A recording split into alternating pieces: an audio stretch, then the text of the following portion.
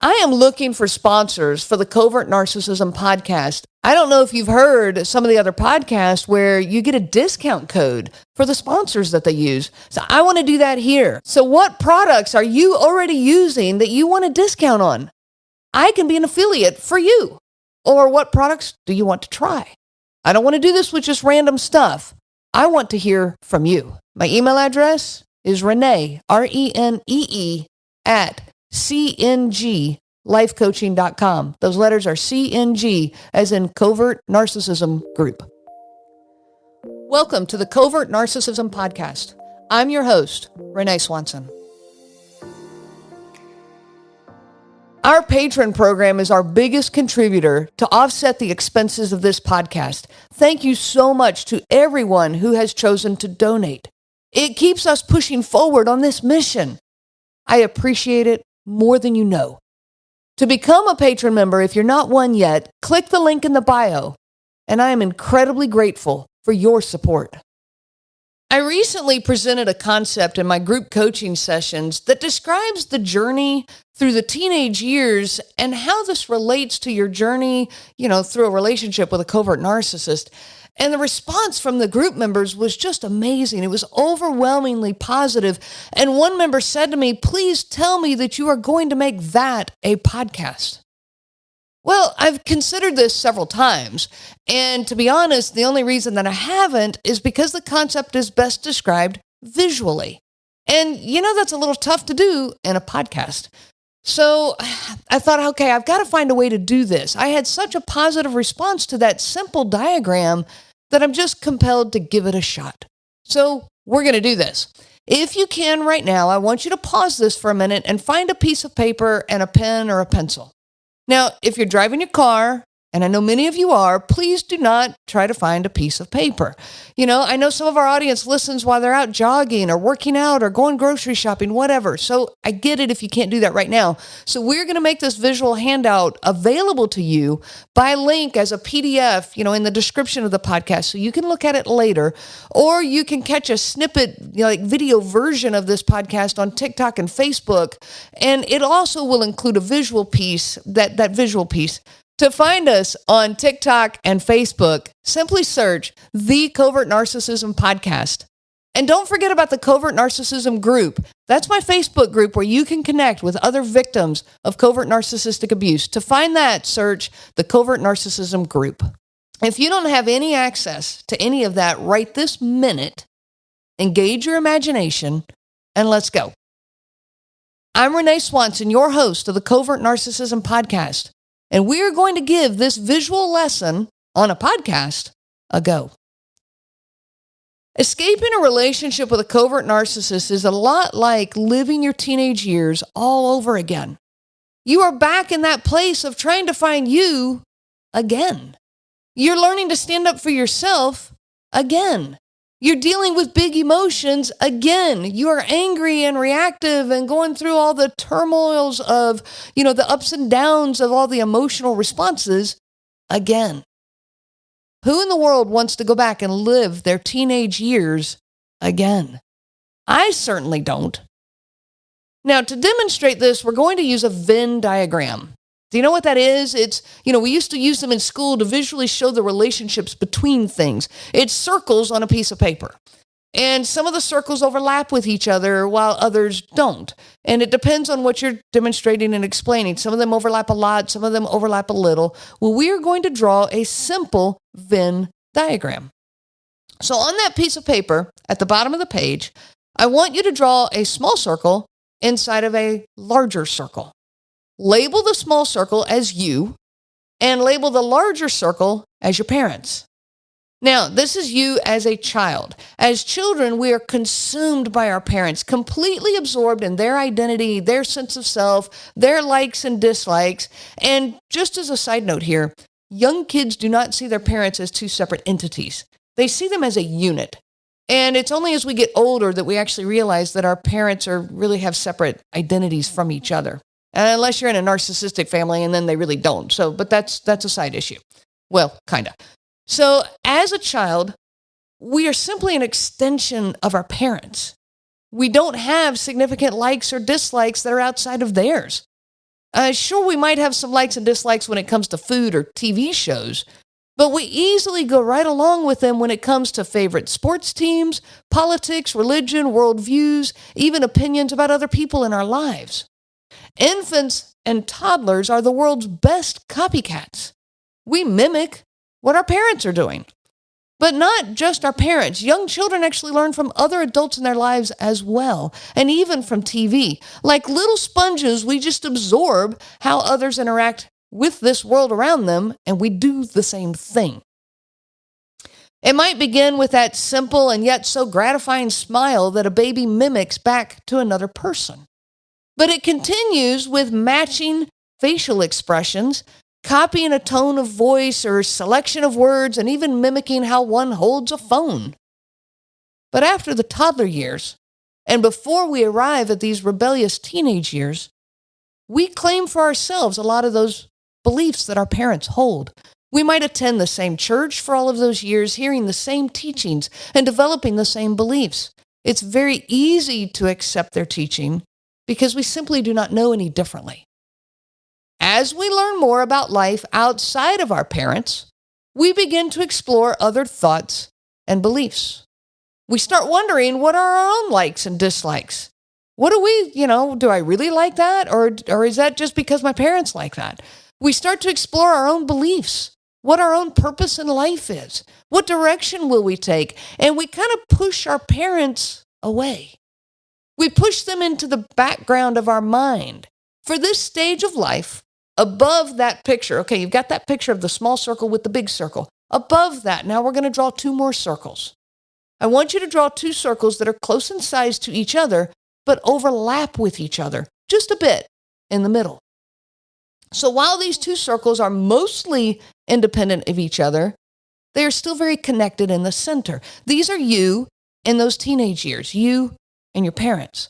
You're beginning to become a person outside of your parents' circle, but you're still quite connected by finances, social circles, you're still living together, rules, expectations, academic responsibilities, and so on.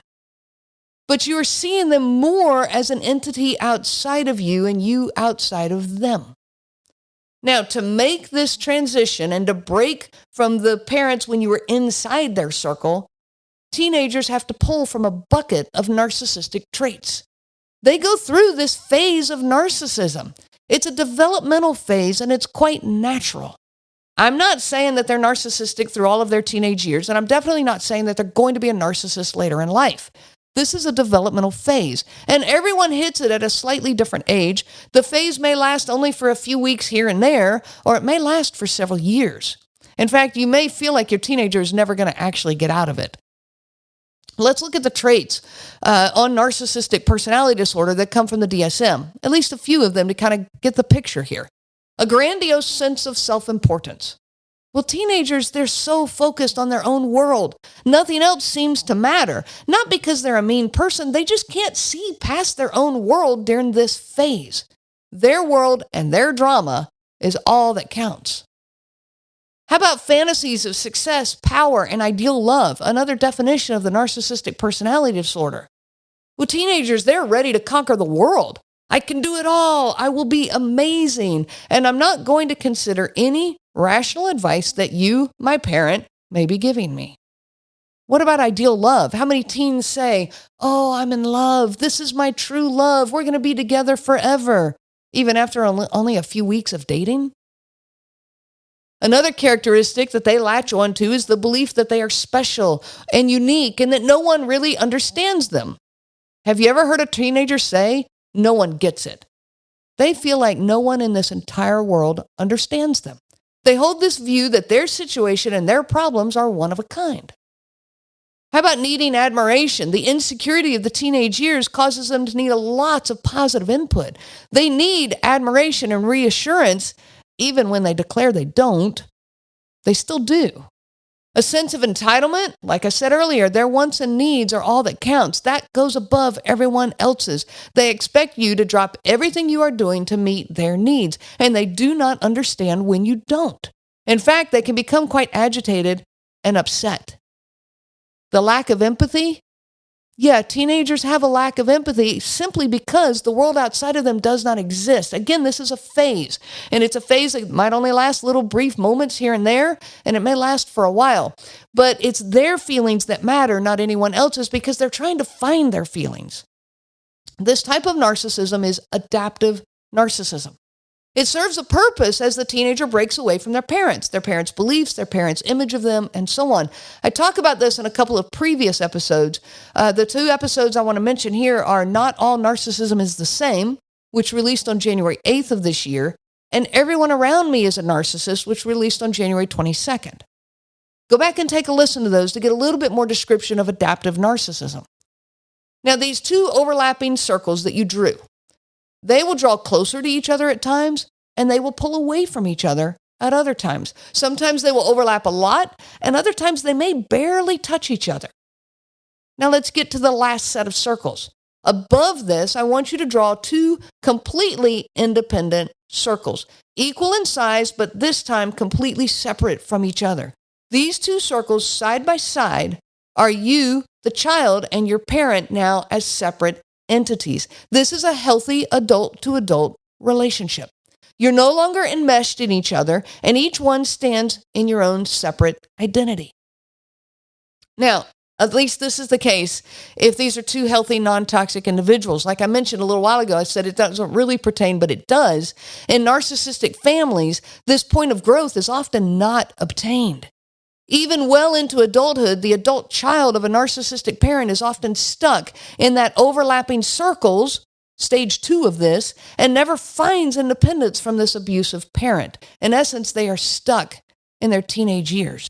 Now, imagine these two circles. Let's look back at the two circles that are at the top of the page. Now we're going to fast forward in life. You're a healthy individual, a healthy adult, independent from your parents. Now you find a partner in life. Okay, the spouse that you end up marrying, and you see yourself as two separate individuals, two separate identities. You have your identity and they have theirs. As the relationship develops, you become more entwined with each other. Well, that's fine. That's normal, and it should happen. You move into this phase 2 where the two circles of that relationship, you overlap some. And in a non-toxic relationship, this is great. This is normal. You share common interests, mutual friends. You go on trips together. You maybe even, move in together or get married. You start some hobbies together. You go to social events together. Your finances start to overlap, and maybe even you raise children together. At times, you may overlap a lot, and at other times, not so much. No problem, right? So long as the two identities remain intact, it's fine. But when you're in a relationship with a covert narcissist, this overlap becomes more and more dominant. You begin to lose the boundary that is between you as to kind of where you stop and they begin. You become so consumed with them, obsessed with who they are and how they're feeling, their image that they have to hold up, winning their affection, never losing them. So the fear of abandonment, never upsetting them. And this becomes an obsession inside your head. Their manipulative skills are all aimed at making you the smaller person and them larger than life in your world. They play on your sympathies so that you are now working extra hard to make them happy or to build them up. They play on your compassionate side to trigger your guilt when you don't do enough for them. They use intermittent reinforcement to keep you working diligently to win and maintain their approval. They devalue you with snide and sharp remarks to keep you in line and again to keep you working extra hard to win their approval. They make demeaning comments to keep you inferior to them so that you will look up to them as this amazing partner, the wonderful wizard, the expert of everything. It does not take long and you don't even recognize yourself anymore. And you don't even realize it. At least not for a very long time. You are actually all the way down back to the original picture of the small circle that's completely engulfed in this bigger circle. You are completely lost in them. They are everything and you are nothing. It's like you're a small child again inside their world. You are living your childhood all over again and you don't even know it. You may be this way for years, even decades. And then one day, you realize it. One day, something clicks. One day, the fog lifts and your eyes open up. And once you see it, you cannot unsee it. So now what do you do? What you do is you go back through those teenage years all over again. You start standing up for you again. Except instead of it being with your parents, this time it's your spouse. Breaking out of a relationship with a covert narcissist can truly feel like your teenage years all over again, and this makes sense. You are fighting for your independence once again. It begins as you wake up to the fact that every thought that you have in your head centers around your narcissistic partner. You are weighing every decision you make based on how they will react, what they will say, what they will do, how they will take it, how they will feel, and you just don't want to do this anymore. In those teenage years, it was, what will my parents think? But now it's, what will my husband think? Or what will my wife think? And you buck up against that. You start standing up for yourself. You start setting boundaries. With your spouse? Yes. You might get sharp and reactive, wondering who you really are anyways. Again, you're going through the teenage years all over. Did you ever feel like that as a teenager? Who am I? What do I believe in? What do I like? What do I dislike? Wondering, who you really are? Wondering what you want to get out of this life? Who you want to be? And overwhelmed with the thoughts of how to get there. So what about now? What do? You will find your way through this. I believe in you and all the amazing things that you can do. And I'm going to tell you, you got through your teenage years once. This time, you'll never go back. This time you get through all of this. You get through it. You get yourself back in a healthy place and don't ever look back. You are stronger than you know. The resources are out there. Individual sessions with me, group coaching. You can find that on www.covertnarcissism.com. But videos, podcasts, books, blogs, Facebook groups. You can find the help that you need. I've been in your shoes.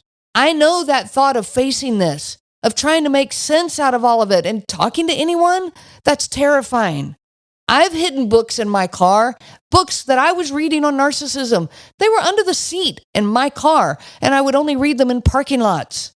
I've had members that begin their journey with me while hiding in a closet on a Zoom session, fearful of these conversations, both externally, the people around them, and internally. Can I really face this? Watching these individual people find their strength once again and begin to stand in their truth is so inspiring. And it can happen for you too. You are stronger than you know. I wish you so much peace on your journey of healing.